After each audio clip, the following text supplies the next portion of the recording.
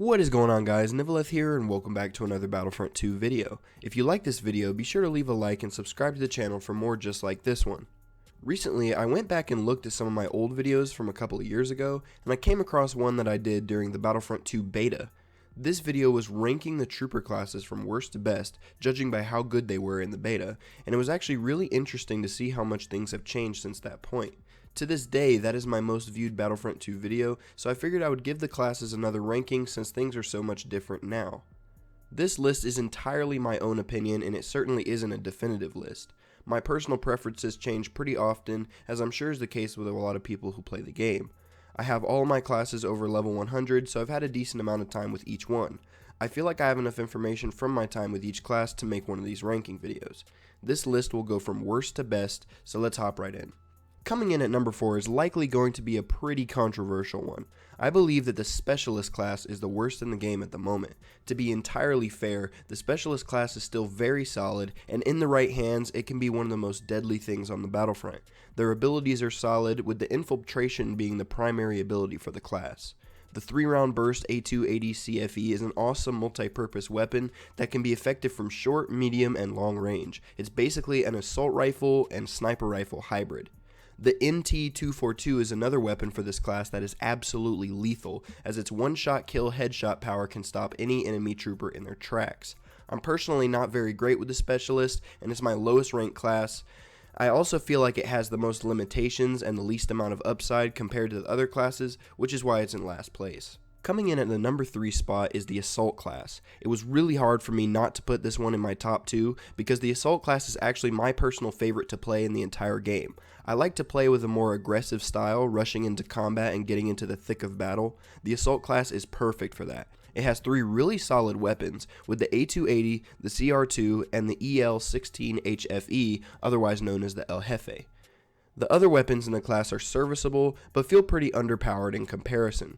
The thermal detonator and ion grenade are deadly explosives that serve their purpose well. The Vanguard shotgun ability is deadly when used properly and allows the Assault class to get into battle faster with improved speed.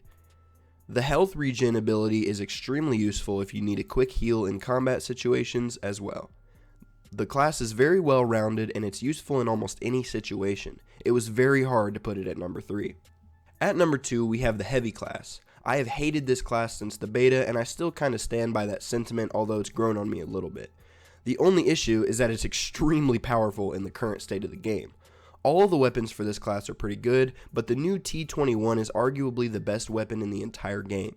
The Heavy class also boasts the highest health of all the classes, and has an extremely dangerous duo of sentry modes. Their Barrage, Shield, and Impact Grenade are all very good abilities as well. They also have the Detonite charge similar to the one that Han Solo uses. This class has so much to offer and it's really hard to ignore that.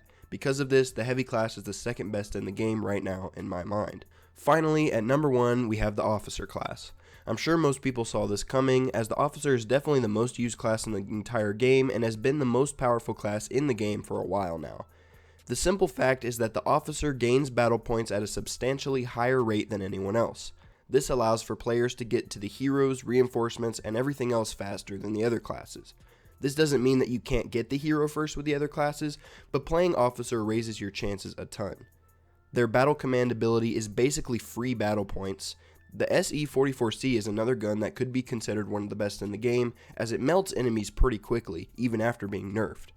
The Flash Grenade is weaker than it used to be, but it's still very effective as it deals damage and blinds enemies temporarily. The Officer's turrets are usually littered across the battlefront, and they lock on to enemy troopers from long distances and shoot at them. It's hard to ignore that the Officer is the best and most practical class in the entire game.